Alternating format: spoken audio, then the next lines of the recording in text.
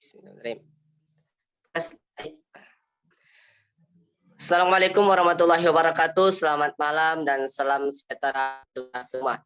Baiklah, pada pertemuan kali ini kami 10 governansi digital pada seksi kelas 2022-1042-0136. Kami akan menjelaskan materi tentang strategi pencegahan dan pemberantasan korupsi melalui sistem governansi digital. Pada pertemuan kali ini, kami dari kelompok 10, saya Fajri Valentino sebagai moderator, dan ada beberapa teman dari anggota kelompok 10 governansi digital, yaitu ada Anissa Rizkia Fitri, Fitri Wahyuni, dan Rosma Mahayar. Pada pertemuan kali ini, kami akan menjelaskan tentang materi tentang pemberantasan korupsi melalui governansi digital. Untuk pembaca pertama, saya serahkan kepada Anissa Rizkia Fitri. Kepada Anissa Rizkia Fitri, dipersilakan. Baiklah, saya akan membacakan materi tentang pembahasan pertama. Korupsi. Korupsi berasal dari kata lain corrumpere, corruptio, atau corruptus. Arti harfiah dari kata tersebut adalah penyimpangan dari kesucian atau profanity. Tindakan tak bermoral, kebejatan, kebusukan, kerusakan, ketidakjujuran, atau kecurigaan, atau kecurangan. Dengan demikian, korupsi memiliki konotasi adanya tindakan-tindakan hina, fitnah, atau hal-hal buruk lainnya. Bahasa Eropa Barat kemudian mengadopsi kata ini dengan sedikit modifikasi. Pada dalam bahasa Inggris, corruption, dalam Prancis, corruption, Belanda, corruptive. Dan akhirnya dari bahasa Belanda terdapat penyesuaian ke istilah Indonesia menjadi korupsi. Kumoro Tomo pada tahun 1992 berpendapat bahwa korupsi adalah penyelewengan tanggung jawab pada masyarakat dan secara faktual korupsi dapat berbentuk penggelapan, kecurangan, atau manipulasi. Lebih lanjut, Kumoro Tomo mengemukakan bahwa korupsi mempunyai karakteristik sebagai kejahatan yang tidak mengandung kekerasan atau non-violence dengan melibatkan unsur-unsur tipu muslihat atau guile, ketidakjujuran, deceit, dan menyembunyikan suatu kenyataan concealment. Selain pengertian di atas, terdapat beberapa pula istilah-istilah yang lebih merujuk kepada modus operasi tindakan korupsi. Istilah penyogokan atau graft merujuk kepada pemberian hadiah atau upeti untuk masuk mempengaruhi keputusan orang lain. Pemerasan atau extortion yang diartikan sebagai permintaan setengah memaksa atas hadiah-hadiah tersebut dalam pelaksanaan tugas-tugas negara. Kecuali itu, ada istilah penggelapan atau fraud untuk menunjukkan pada tindakan pejabat yang menggunakan dana publik yang mereka urus untuk kepentingan diri sendiri, sehingga harga yang harus dibayar oleh masyarakat menjadi lebih mahal. Dengan demikian, korupsi merupakan tindakan yang merugikan negara, baik secara langsung maupun tidak langsung. Bahkan ditinjau dari berbagai aspek normatif, korupsi merupakan suatu penyimpangan atau pelanggaran, di mana norma sosial, norma hukum, maupun norma etika pada umumnya secara tegas menganggap korupsi sebagai tindakan yang buruk. Pada gambaran umum tentang korupsi di Indonesia dan jenis-jenis korupsi, korupsi di Indonesia dimulai sejak era Orde Lama sekitar tahun 1960-an, bahkan sangat mungkin pada tahun-tahun sebelumnya. Pemerintah melalui Undang-Undang Nomor 24 PRP 1960 yang diikuti dengan dilaksanakannya Operasi Budi dan pembentukan tim pemberantasan korupsi berdasarkan keputusan Presiden Nomor 128 tahun dan dipimpin hasilnya yang nyata.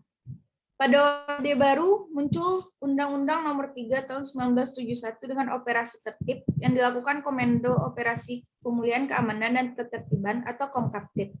Namun dengan kemajuan iptek, modus operasi korupsi semakin canggih dan rumit sehingga undang-undang tersebut gagal dilaksanakan. Selanjutnya dikeluarkan kembali Undang-Undang Nomor 31 Tahun 1999.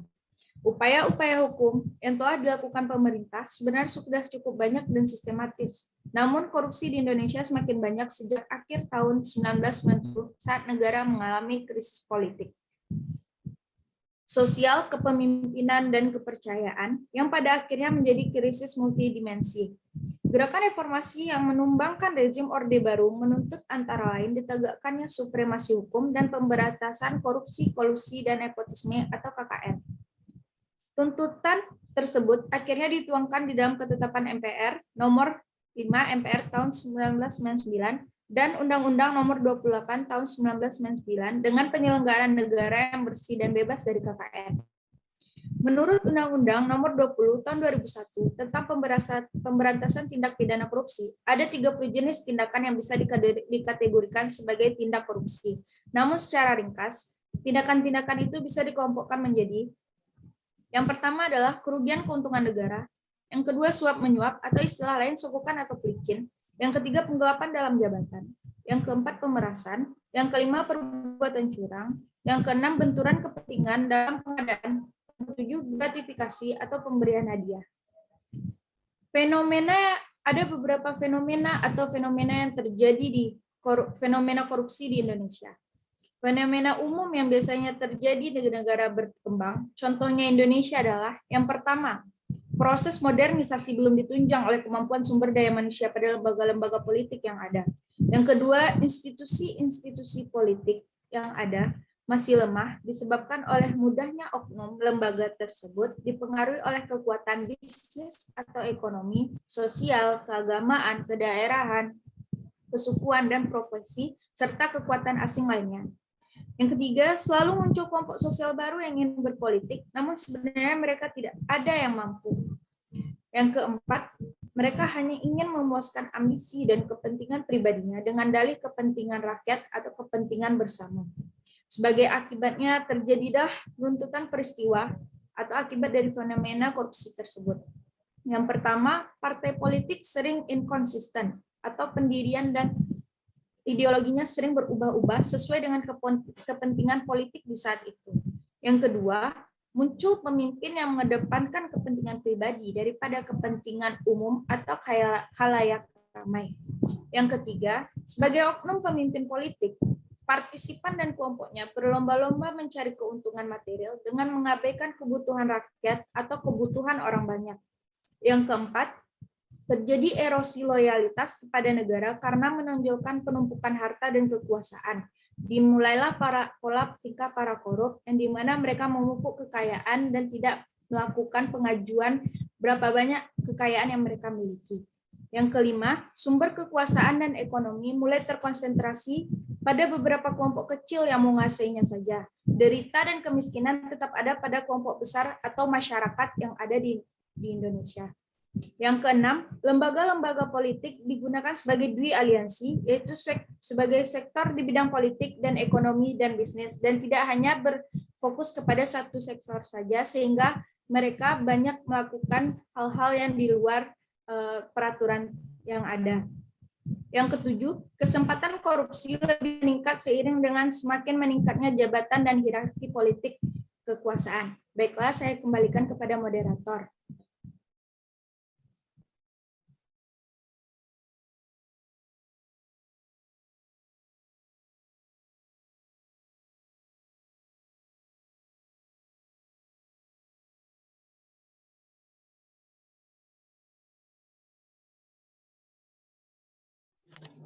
Baiklah, terima kasih kepada Anissa Rizkia Fitri sebagai pembicara pertama pada kelompok 10 pada mata kuliah Governansi Digital.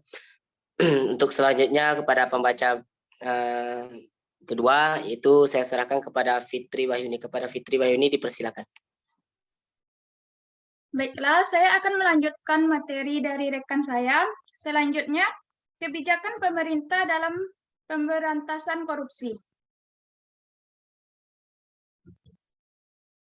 Mewujudkan keseriusan pemerintah dalam upaya memberantas korupsi, telah dikeluarkan berbagai kebijakan, diawali dengan penetapan anti korupsi sedunia oleh PBB pada tanggal 9 Desember 2004. Presiden Susilo Budiono telah mengeluarkan Instruksi Presiden Nomor 5 Tahun 2004 tentang percepatan pemberantasan korupsi, yang menginstruksikan secara khusus kepada Jaksa Agung dan Kapolri. Yang pertama, mengoptimalkan upaya-upaya penyidikan atau penuntutan terhadap tindak pidana korupsi untuk menghukum pelaku dan menyelamatkan uang negara. Yang kedua, mencegah dan memberikan sanksi tegas terhadap penyalahgunaan wewenang yang dilakukan oleh jaksa, penuntut umum, atau anggota Polri dalam rangka penegakan hukum. Yang ketiga, meningkatkan kerjasama antara kejaksaan dengan kepolisian negara Republik Indonesia, selain dengan BPKP, PPATK, dan institusi negara yang terkait dengan upaya penegakan hukum dan pengembalian kerugian keuangan negara akibat tindak pidana korupsi. Kebijakan selanjutnya adalah menetapkan rencana Aksi Nasional Pemberantasan Korupsi 2004 sampai 2009. Langkah-langkah pencegahan dalam rencana Aksi Nasional Pemberantasan Korupsi diprioritaskan pada yang pertama, mendesain ulang layanan publik, yang kedua, memperkuat transparansi, pengawasan, dan sanksi pada kegiatan pemerintahan yang berhubungan ekonomi dan sumber daya manusia. Yang ketiga, meningkatkan pemberdayaan pangkat-pangkat pendukung dalam pencegahan korupsi. Yang selanjutnya, peran serta pemerintah dalam memberantas korupsi.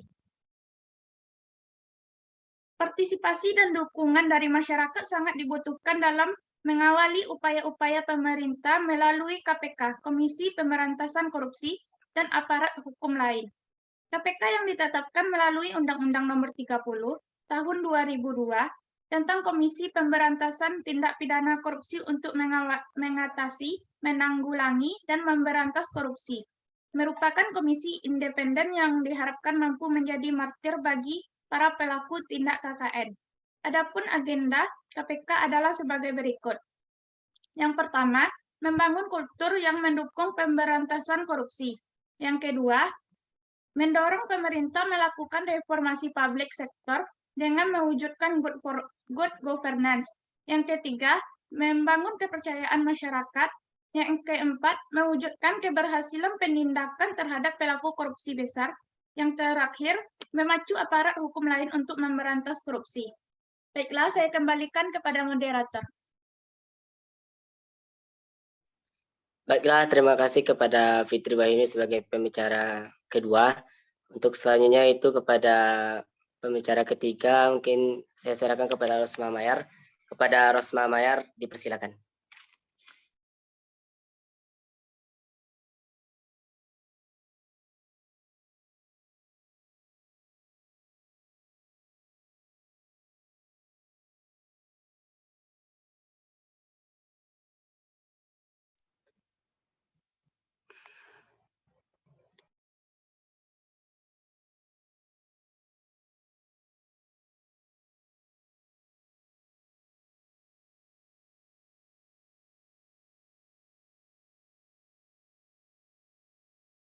Mohon maaf kepada Rosma Mayar, karena kita lagi berada di Zoom, mungkin boleh ditolongkan hidupkan mic-nya untuk melanjutkan dari presentasi kita pada pertemuan kali ini. Baiklah, saya ulangi kepada Rosma Mayar sebagai pembicara ketiga untuk mempresentasikan dari materi yang akan kita sampaikan. Kepada Rosma Mayar, dipersilakan. Baiklah, selanjutnya yaitu peran serta masyarakat dalam upaya pemberantasan korupsi di Indonesia. Bentuk-bentuk peran serta masyarakat dalam pemberantasan tindak pidana korupsi menurut Undang-Undang Nomor 31 Tahun 1999 antara lain yaitu sebagai berikut. Yang pertama, hak mencari, memperoleh, dan memberikan informasi dugaan tindak pidana korupsi. Yang kedua, yaitu hak untuk memperoleh layanan dalam mencari, memperoleh, dan memberikan informasi adanya dugaan telah tindak pidana korupsi kepada penegak hukum. Yang ketiga, yaitu hak menyampaikan saran dan pendapat secara bertanggung jawab kepada penegak hukum yang menangani perkara tindak pidana korupsi. Yang keempat, yaitu hak memperoleh jawaban atas pertanyaan tentang laporan yang diberikan kepada penegak hukum waktu paling lama 30 hari. Yang kelima, yaitu hak untuk memperoleh perlindungan hukum. Yang keenam, yaitu penghargaan pemerintah kepada masyarakat. Selanjutnya, yaitu upaya yang dapat ditempuh dalam pemberantasan korupsi. Ada beberapa upaya yang dapat ditempuh dalam memberantas tindak korupsi di Indonesia, antara lain yaitu yang pertama, upaya pencegahan atau preventif. Yaitu yang pertama, menanamkan semangat nasional yang positif dengan mengutamakan pengabdian pada bangsa dan negara melalui pendidikan formal, informal, dan agama. Yang kedua, yaitu melakukan penerimaan pegawai berdasarkan prinsip keterampilan teknis. Yang ketiga, yaitu para pejabat dihimbau untuk mematuhi pola hidup sederhana dan memiliki tanggung jawab yang tinggi. Yang keempat, yaitu para pegawai selalu diusahakan kesejahteraan yang memadai dan ada jaminan masa tua. Yang kelima, yaitu menciptakan aparatur pemerintahan yang jujur dan disiplin kerja yang tinggi. Yang keenam, yaitu sistem keuangan dikelola oleh para pejabat yang memiliki tanggung jawab etis tinggi dan dibarengi sistem kontrol yang efisien. Yang ketujuh, yaitu melakukan pencatatan ulang terhadap kekayaan pejabat yang mencolok. Yang kedelapan, yaitu berusaha melakukan reorganisasi dan rasionalisasi organisasi pemerintahan melalui penyederhanaan jumlah departemen beserta jawaban di bawahnya. Yang kedua, yaitu upaya penindakan atau kuratif. Upaya penindakan yaitu dilakukan kepada mereka yang terbukti melanggar dengan diberikan peringatan, dilakukan pemecatan tidak terhormat, dan dihukum pidana. Beberapa contoh penindakan yang dilakukan oleh KPK yang pertama yaitu dugaan korupsi dalam pengadaan helikopter jenis M12 merek Ple Rostov Rusia milik Pemda NAT 2004. Yang kedua yaitu menahan Konsul Jenderal Republik Indonesia di Johor Bahru, Malaysia. Ia diduga melakukan pungutan liar dalam pengurusan dokumen keimigrasian. Yang ketiga yaitu dugaan korupsi dalam program pengadaan busway pada Pemda DKI Jakarta tahun 2004. Yang keempat yaitu dugaan penyalahgunaan jabatan dalam pembelian tanah yang merugikan keuangan negara sebesar 10 miliar lebih tahun 2004. Yang kelima yaitu dugaan korupsi pada penyalahgunaan fasilitas Prenhipment dan Placement Deposit dari BI kepada PT Texmat Group melalui BNI tahun 2004. Yang keenam yaitu kasus korupsi dan penyuapan anggota KPU kepada tim audit BPK tahun 2005. Yaitu kasus penyuapan Panitera Pengadilan Tinggi Jakarta yaitu tahun 2005. Yang kedelapan yaitu kasus penyuapan Hakim Agung MA dan perkara Bobo Sutedjo. Yang kesembilan yaitu menetapkan seorang bupati di Kalimantan Timur sebagai tersangka dalam kasus korupsi Bandara Loakolu yang diperkirakan merugikan negara sebesar 15,9 miliar tahun 2004. Yang ke-10 yaitu kasus korupsi di KBRI Malaysia yaitu tahun 2005.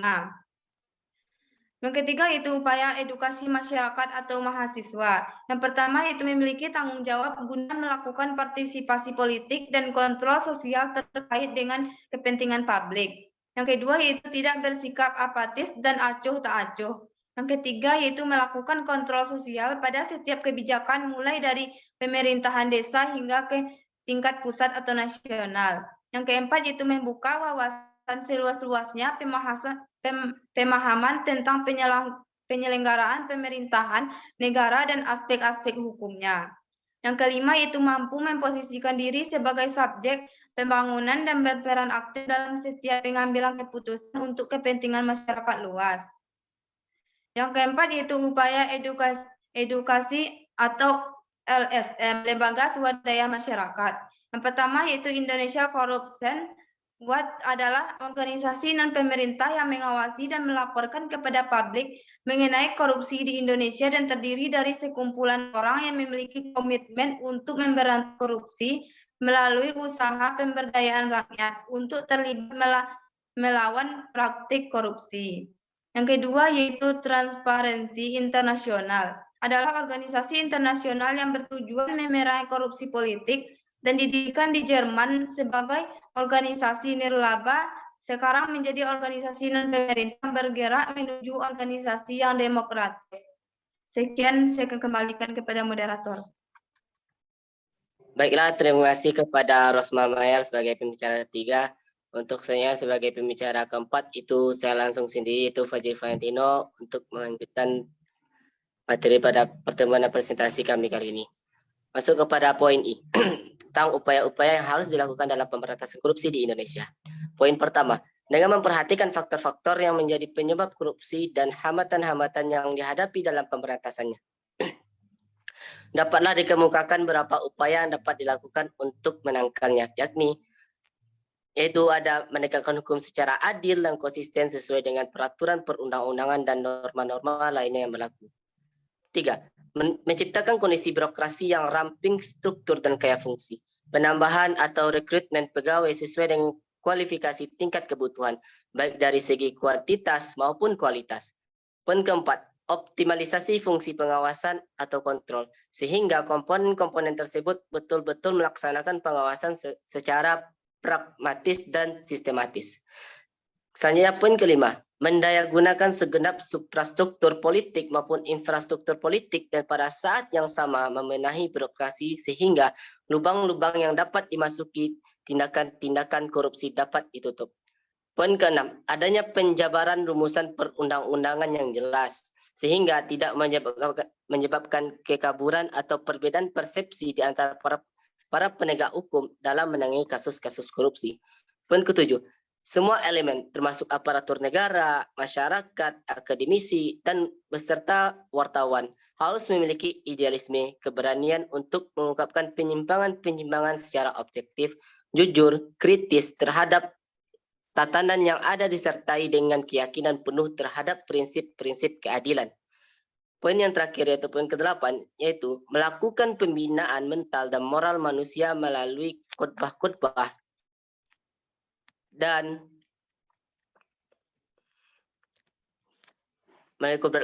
ceramah atau penyuluhan di bidang keagamaan dan kerohanian dan etika beserta hukum. Karena bagaimanapun juga baiknya suatu sistem, jika memang individu-individu di dalamnya tidak dijiwai dengan nilai-nilai kejujuran dan harkat kemanusiaan, niscaya sistem tersebut akan dapat disalahgunakan, diselewengkan, atau dikorupsi melalui tindakan-tindakan yang tidak manusiawi. Nah, baiklah itu untuk bab kedua. Saya akan melanjutkan bab ketiga yaitu pada makalah ini yaitu penutup. Masuk kepada kesimpulan. Korupsi merupakan tindakan buruk yang dilakukan oleh aparatur birokrasi serta orang-orang yang berkompeten dengan birokrasi. Korupsi dapat bersumber dari kelemahan-kelemahan yang terdapat pada sistem politik dan sistem administrasi negara dengan birokrasi sebagai perangkat pokoknya. Keburukan hukum merupakan penyebab lainnya meluasnya korupsi, seperti halnya delik-delik hukum yang lain.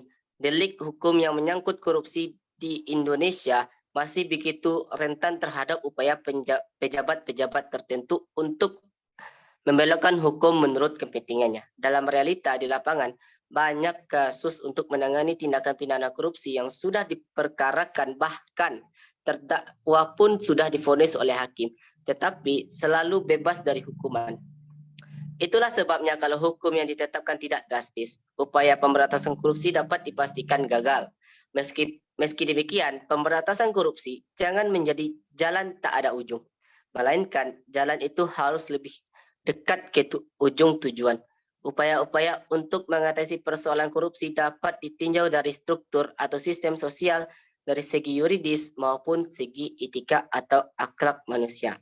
Baiklah, itu kesimpulan dari materi yang kami presentasikan pada pertemuan kali ini. Masuk kepada saran. Kami dari kelompok 10 memberikan saran terhadap penulisan yang kami buat pada makalah ini, yaitu poin pertama.